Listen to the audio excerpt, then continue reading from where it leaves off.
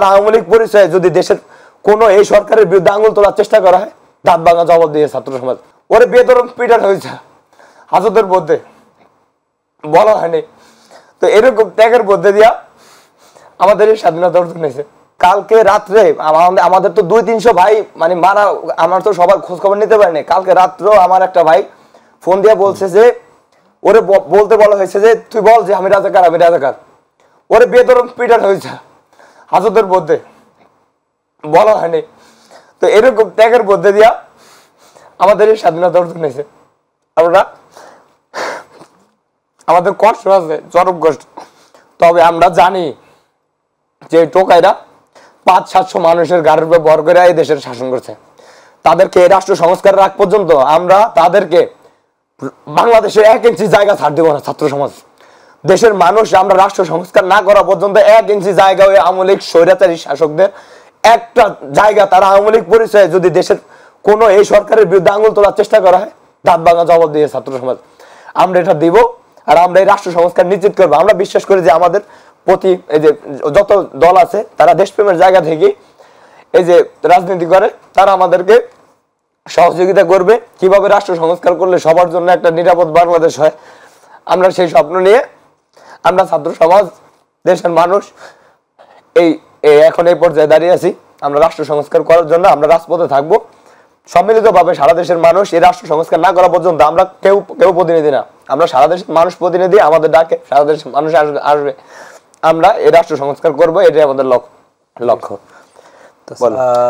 আমি এটাই বলতে চাই, শান্ত যেটা বলল যে এখনো অনেকে শহীদ হয়েছে, কিন্তু এখনো আমাদের হসপিটালের মধ্যে, সরকারি বেসরকারি হসপিটালের মধ্যে অনেক ছাত্র কাতরাচ্ছে ব্যথায়। অনেকের মাথায় এমনভাবে গুলি লাগছে যেগুলো বের করা যায়নি, ওরা এখনো পাগলের মতো আছে।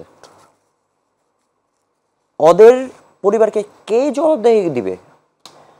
আমরা যদি এই যে রেজিস্ট্যান্স উইকের কথা বললেন, আমাদের এটাই মূল বিষয় যে যারা এরকম আমাদের মানুষকে শহীদ করেছে, যারা এভাবে হসপিটালে ফালায় রাখছে আমাদের ভাই বোনদেরকে, তাদেরকে তো জবাব দিতে হবে আমাদের কাছে।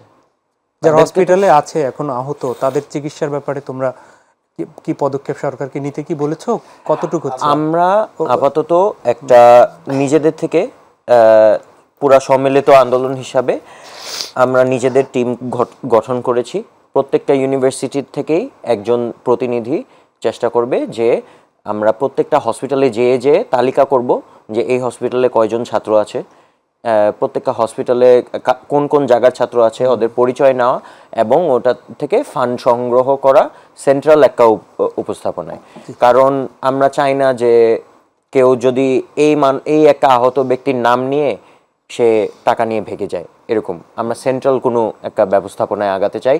এবং যদি সরকার এটাই হেল্প করতে রাজি হয় এবং চেষ্টা দেয়, তাহলে অবশ্যই আমাদের এটা খুবই ওয়েলকাম হবে।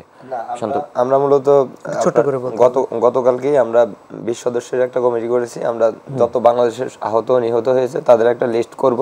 এটা সার্জিস ভাইদের মাধ্যমে, তাদের আইডির মাধ্যমে প্রকাশ করা হবে। অলরেডি গতকালকে ঘোষণা দেওয়া হয়েছে, সমন্বয়কদের মাধ্যমে ঘোষণা দেওয়া হয়েছে। আমরা এমনি নিজেরা তত্ত্বাবধান করে যথেষ্ট মানে সাপোর্ট দেওয়ার চেষ্টা করছি। আমাদের ফ্যাকাল্টি থেকেও, আমাদের ইউনিভার্সিটি থেকেও একদম পুরো ফুল পে করা হয়েছে। হ্যাঁ।